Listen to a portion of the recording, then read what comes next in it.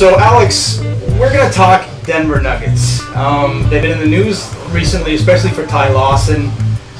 They've got a very interesting offseason season ahead. Let's start with Lawson. You know, it was his second DUI in a year. He's checked into a treatment facility. So they're going to have question marks there. They say, you know, he's very much still part of the family. They're going to assume he's going to be there in the fall. Obviously, they're going to have to, you know, consider backup plans. What would you do in going into a situation like that? Well, the problem is with Ty Lawson is that I mean, he averaged 15 and 9. Yeah, he was that key point guard for the Denver Nuggets. I mean, he was that one guy that you know put up the points, put up the assists, and he put up some tough, really tough key shots when he had to. It always becomes difficult when there's situations like this because after the second time, right, you start to ask yourself questions. Well, how could I look forward to him being on my team knowing that he could cause a situation like this again? Right. And they did say that he was, for a DUI, he was going to rehab. But once again, I'm not going to say amazing, but I'll say great, good players like Ty Lawson, and especially for these young guys that are coming into the team, he should be the last person causing his DUIs and causing these things. He should be that example. He should be the one with Kenneth Faried leading the team almost. So it does become very tough. And my perspective after the second time, how could I really count on him to be there for those 82 games if I really knew? Without him causing, it doesn't have to be a DUI, it could be pretty much anything for him to miss games. Like the Denver Nuggets, slowly, they've always had an issue come playoff time, even when Carmelo was there. Right. They're trying to build, and for a key player like that, it's not helping out the team at all. It's really not. Right. I mean, he's at a crossroads in terms of his career. Either he's going to go one way or the other. That's how I see it. He could be traded, whatnot. The franchise itself is at a crossroads. Mike Malone, who I think is one of the most underrated coaches in the league, Zach Lowe did an amazing piece on Malone this week. He said, I'm here to change the culture. I'm going to run. I'm going to use this altitude. I'm going to use these cards I'm dealt. He wants to let's start with Kenneth Faried. He's saying he wants to get Kenneth Faried to play more of a Draymond Green role, play intense D, and let him do all his magical, dirty work on offense like he did with Team USA last year, where he should have been the MVP of the tournament in Spain last year. He did not play that way this year under, what's the coach's name? My God. It's not coming to my mind either. We'll come back to that, but he's been dealt these cards. What do you think he should do with Kenneth Faried? He has a huge contract, by the way. Any player that you would... Brian Shaw, there you go. Any player, I mean, if I'm the coach and he has a big contract, right, I bet I'm going to make sure that he is playing that's going to be worth, like, the minutes and what he's doing has to be worth that contract. Kenneth Faried, to me, is a great rebounder, great dunker. He rebounds great. He's big, he's aggressive. So I believe that him playing like as a green position or perspective, absolutely. I don't see anything wrong with that. I see that's a great opportunity for him. And I do believe that the coach from Denver is, what he's saying is absolutely true. He's going to play his cards right, and he's going to work with what he has. Right. Which I believe is great because we know that, Kenneth Faried and the Denver Nuggets probably, even if they do make the playoffs, won't last maybe the first round, right, or they probably won't make playoffs at all. But I do believe that from his mentality, this is where we got to start. Right. This is where we got to start a base for this team and say, listen, maybe not this year.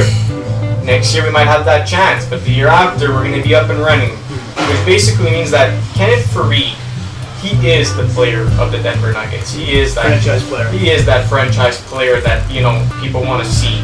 And once again, he will have to adjust himself in different positions, in different scenarios. I mean, we're not talking about him making those key shots, tie a game, 10 seconds left, Denver ball. We're not talking about that. I mean, you have Lawson, you'll have different players to contribute to that. But where it comes down to his position and to do his duties, I believe that yes, he could play position like Green. He could do a lot on the court. Now that the coach is allowing him to do this should be the key for Faried to say, you know what, I'm a lot more open now on the court. He's allowing me to work a lot more with what I have, which I think is a great opportunity for Kenneth Faried. One of the interesting moves they made this year, and I thought it was a good move, they let Mozgov go because Jusuf Nurkic just completely stepped up his game for a big. What do you think of this guy? I like his attitude, by the way. Yeah, I think he's very positive. His attitude's great, and I think that he could do great things for the Denver Nuggets. I do believe Mozgov leaving was a good idea because I don't think Mozgov was really performing. I think that him going to Cleveland was great because now he's finally playing the way he's supposed to be playing. Right. But I don't think with Denver was really cutting it out for him. Mm-hmm. So yeah, I believe that he's going to be a great player. Like I said, it really all comes down to on the work ethic. Right. And I think that having Kenneth Faried, who's also a guy who rebounds very well, who's very strong with the ball, could also help him out and give him a few pointers talking about when you have the ball, or even defensive-wise, because let's not forget, Kenneth Faried blocks the ball a lot. He's a very good shot blocker. He does it very well. He's not afraid to jump, and I think that for him it's going to be a great a mentor just to keep aside from him, always to give him little adjustments, little advice to say, hey, do this instead of that, and it's only going to make him a better player. But at the end, it all comes down to he has a great attitude and very positive, and that right there is what's going to make him so much better. It's because he's always willing to do whatever he can to make the team better and to put up points on the board. Yeah, I mean, he very much sets the tone on that squad. Another name I got to throw out there, he's been with the team for a long time, too, is Gallinari. He's battled injuries his whole career. Kind of tragic that I think it was the 2013 season kind of fell apart when he got injured. And they made a 13-game winning streak that year. Then everything fell apart. George Karl left, Masai Ujiri left, just everyone except for Gallo and I think Emmanuel left from that squad. But Gallinari is going into a contract year here. He's kind of been healthy for the last few months. You think he's going to stay with the squad or just end up somewhere else? That's a great question, and you know what? I believe for him right now, staying with Denver is a great thing. I think that now that he has been healthy for a few months, this is his chance now to get back on the court with Faried, with players that he's been with. The chemistry should still be there. Yeah. Excuse me. And I don't see him really leaving team because that's like most of the teams right now pretty much do have their players covered, and they pretty much do have their teams that they were requesting for or whatever big trades they did. So I do believe that him staying with Denver now is his time, for that 1-year contract or whatever he signed with, to say, you know what, I'm back. Like, I'm back for Denver. Let's start. Well, I got to mention too that Pete D'Alessandro, who was GM or what was his role? He was GM with the King. Right. He's very much handcuffed to Vivek, but he's a very talented guy. He also came along with Mike Malone. I think it's very much going to be a culture shift there. And getting back to the Zach Lowe read, the interview with Malone, he said something very interesting. That 3 months ago when they were looking at the draft, they really had one guy in focus. They had the seventh draft pick, and going after Emmanuel Mudiay was exactly what they wanted. They got the guy they wanted, and like you mentioned on the last show, lighting it up in summer league. He's a guy who looks like he played the 1-2. I mean, how do you think he's going to be adjusting the first year in the league? Well, it's always tough or difficult for a player coming out of the summer league, a rookie, getting into a team that, already has about 1 or 2 stars, they have great core, players. Yeah. It's always hard for them to adjust because you have to keep in mind that you're not the star. Yeah. You're still looking, you're still getting used to the NBA. It's complete different system, so you got to get used to the system and play the way, the coach expects everybody to play.